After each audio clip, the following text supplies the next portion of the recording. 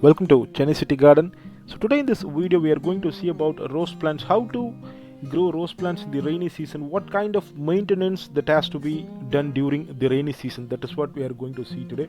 And I will also add the fertilizer section for the rose plants, how to add fertilizer in the rainy season. So these are the things that we are going to see today. So before getting into the video, if you are new to my channel, please do subscribe to my channel and click the bell icon for notifications.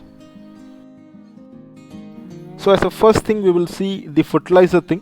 So what kind of fertilizer we can add it to the rose plants in the rainy season. So I am adding 4 kind of things. You can see here first is the vermicompost. It is a half done vermicompost. And second thing is the neem cake powder. Neem cake powder is made from the neem seeds. Neem seeds are used to extract the neem oil. After that the residue of the process is the neem cake powder. So first the vermicompost, and the second one is the neem cake powder, and the third one is nothing but the coco peat. I'm just adding coco peat as a mixing medium, nothing else.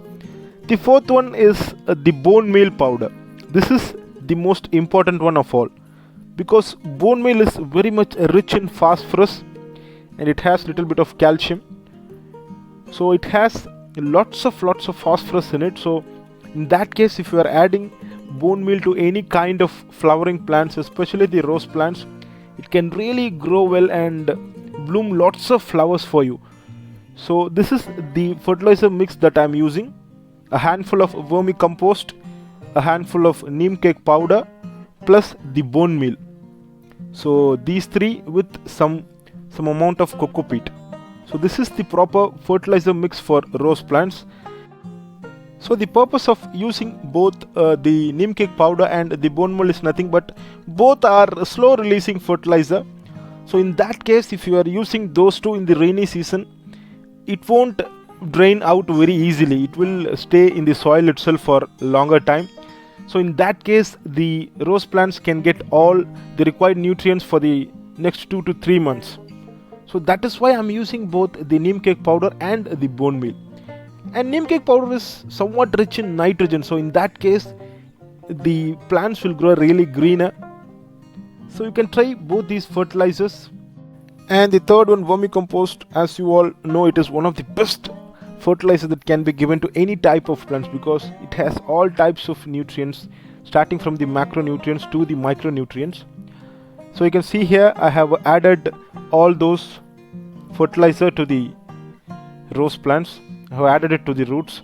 And another thing is, please don't use any kind of liquid fertilizer in the rainy season, because if there is lots of rain, then whatever you have given, it will drain out very easily, and the foliar spray will also be wasted. So in that case, don't use any kind of liquid fertilizer. Try to use any type of slow releasing fertilizer to the rose plants. So if you want more flowers, you can use any phosphorus rich fertilizer like bone meal. So this is what the fertilizer mix looks like. The next thing is that if you see any kind of green algae at the topsoil, please remove it, because it can spoil the intake of oxygen from the atmosphere.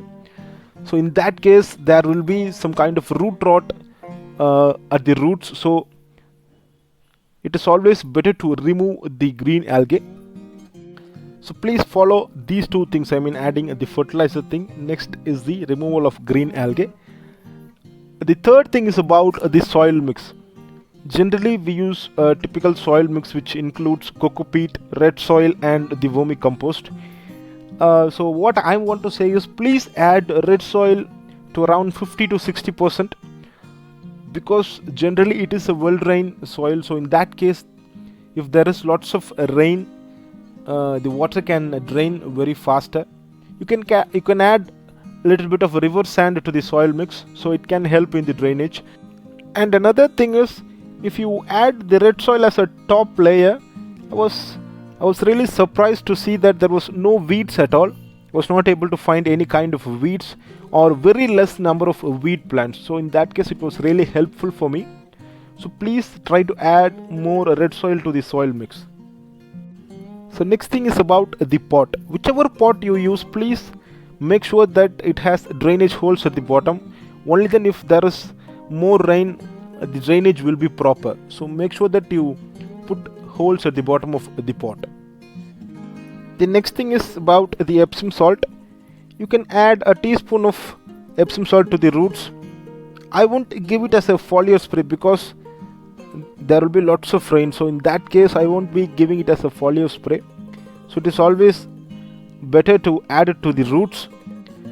Even if you are buying a new plant, you can add this Epsom salt to the roots so that we can save the plant from the transplant shock.